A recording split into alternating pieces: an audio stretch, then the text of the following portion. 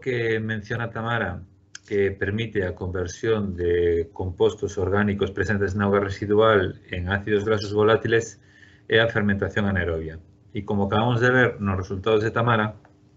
dá lugar a unha mestura de ácidos, ácido acético, propiónico, butírico e isobutírico, valérico e isovalérico, caproico, incluso ácidos de cadenas máis largas. O problema, un dos obstáculos no desenvolvemento destas tecnoloxías baseadas en fermentación anaerobia para a recuperación de recursos na forma de ácidos grasos volátiles que dan lugar a unha mestura que, ademais, cunha selectividade que pode ser moi variable dependendo de cousas como acaba de mencionar Tamara, como poden ser o pH, o sustrato, a súa composición, as súas características, o tempo de retención. Entón, na seguinte diapositiva, en traballos previos da Universidade de Santiago de Compostela, pois quixemos intentar entender como se teñen lugar estas transformacións entre os sustratos e os ácidos grasos volátiles. En particular, temos traballado en dous tipos de sustratos moi relevantes, como son os carbohidratos e proteínas. En particular, traballamos coa xelatina e a caseína. E vimos que todas estas variables que mencionou Tamara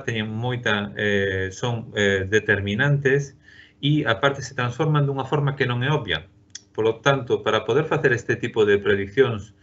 entre os compostos que están presentes nas augas residuais e os ácidos grasos, necesitamos desenvolver todo un modelo matemático no que vimos que, por exemplo, o pH é unha das variables máis importantes, tamén a composición da alimentación, onde non solamente definimos a alimentación como unha mestura de carbohidratos e proteínas, sino que tamén temos que caracterizar a proteína en función dos seus componentes primordiais, que serían, neste caso, os aminoácidos que compoñen a proteína, co cal temos unhas mesturas certamente complexas. Na segunda diapositiva vemos que este modelo metabólico, o que quere dicir esta expresión é un modelo que matemáticamente describe as transformacións que ocorren dentro dos microorganismos. Os microorganismos que fan esta transformación, esta fermentación, nútrense, por exemplo, de aminoácidos, nútrense de carbohidratos como a glucosa, o sea, é dicir, de proteínas en forma de aminoácidos e de carbohidratos en forma de glucosa, por exemplo. E dentro deles van ter lugar unha serie de transformacións nas cales estes aminoácidos e a glucosa, ademais, van a interactuar, polo cal non vai ser o mesmo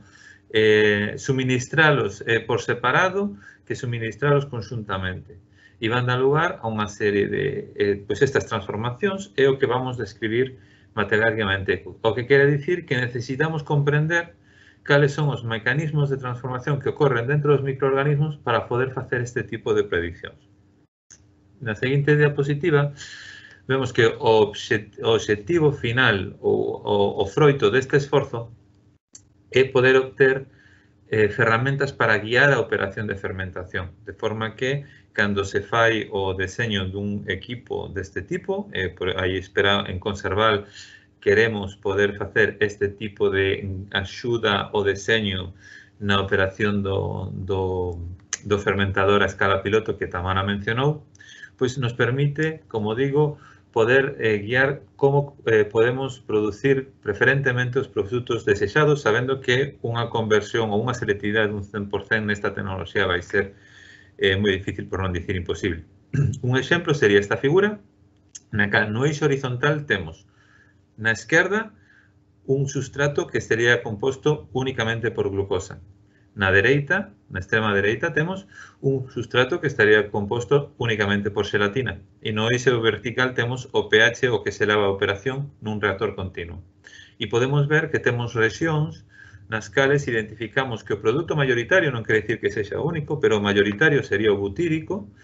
e rexións, por exemplo, nas que sería o cetato. Entón, dependendo, podemos poñelo como un problema de deseño, cales serían o tipo de residuos que nos permitiría producir preferentemente butírico, ou un problema de simulación. Este residuo é apropiado para producir unha corriente de ácidos grasos volátiles que conteña sobre todo acético. En resumidas contas, unha ferramenta para o deseño e a simulación que pode axudar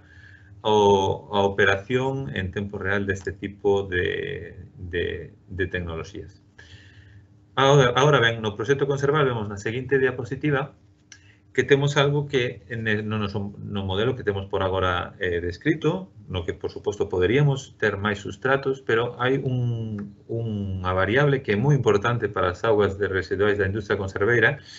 que non temos abordada, que é a salinidade. Entón, xa no principio mesmo deste proxecto, fixemos unha revisión de que se sabía do efecto da salinidade neste tipo de fermentacións de producións de ácidos graxos volátiles. Hai, aquí saliento, pois, tal vez, tres referencias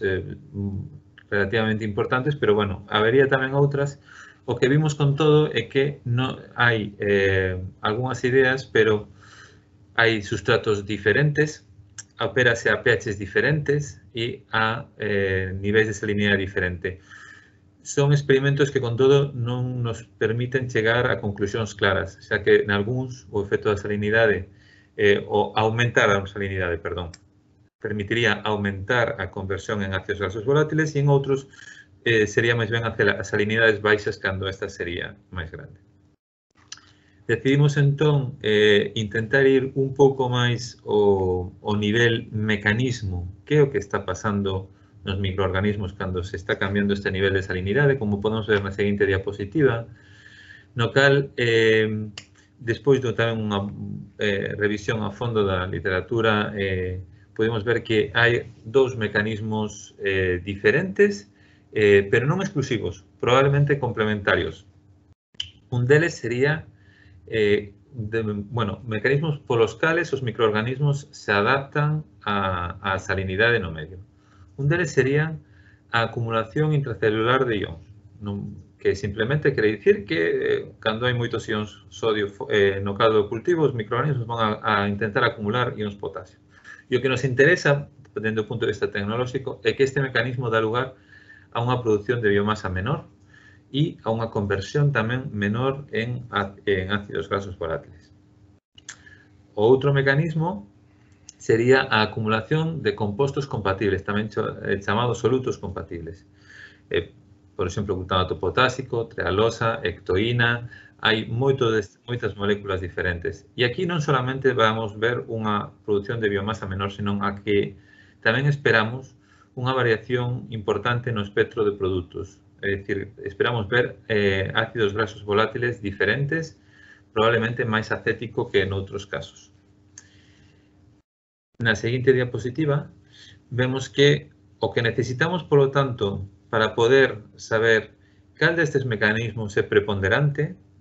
ou como se relacionan cos diferentes salinidades, cos diferentes sustratos, é facer experimentos que estamos facendo aquí na Universidade de Santiago de Compostela moi controlados, entón non son experimentos de desenvolvemento tecnolóxico para ver se unha auga residual permitiría producir un ácido graxo volátil determinado, sino máis ben para entender cal é o papel destes dous mecanismos. E o que estamos facendo é operar en reactores continuos, similares aos que mencionou Tamara, pero dun litro de capacidade, xelatina e glucosa, unha proteína e un carbohidrato. E isto estamos facendo a diferentes etapas, con varios reactores en paralelo, a niveis dende 0 gramos por litro de sal ata 30 gramos por litro de sal, pasando por 10 e 20. Ademais, seguinte diapositiva, queremos tamén saber cal é o efecto do sal, anterior. O efecto do sal en cada un dos sustratos por separado. Polo cal tamén facemos, unha vez que o reactor é estable, temos uns microorganismos ben adaptados ao nivel de sal, ben adaptados a consumir xelatina e consumir glucosa, facemos experimentos nos que solamente os nutrimos con xelatina ou alimentamos con xelatina ou con glucosa por separado para entender se estes mecanismos son diferentes dependendo do sustrato individual que se está proporcionando. Vemos na seguinte diapositiva os resultados que temos por agora máis preliminares, nos cales entre niveis moderados, isto sería o nivel sen sal e o nivel de 10 gramos litro de sal, Pois a selectividade ou o espectro, como mencionou Tamara, non varía moito entre os 0 gramos litro e os 10 gramos litro de sal, son prácticamente idénticos, pero si vemos xa unha tendencia a unha baixada de conversión do substrato que nos pode estar entón xa dando unhas pistas sobre polo menos a este nivel de sal moderado o tipo de mecanismo do que estamos falando. É un traballo en curso, estamos xa operando a 20 gramos litro, esperamos antes de que acabe o ano xa poder empezar no último nivel para con isto poder xa ter unhas mellores ideas sobre estes mecanismos e presentar mediante o noso modelo o que serían as ideas de operación. Para concluir simplemente na seguinte diapositiva, pois salientar, como digo, que esta comprensión dos mecanismos de transformación require un traballo non de desenvolvemento de tecnoloxía, sino de sustratos para unha mellor comprensión dos diferentes mecanismos, para traducilos á linguaxe matemática e para que nos permita, en última instancia, facer prediccións sobre como un residuo se convierte en ácidos grasos volátiles e utilizar esas prediccións para o deseño e operación de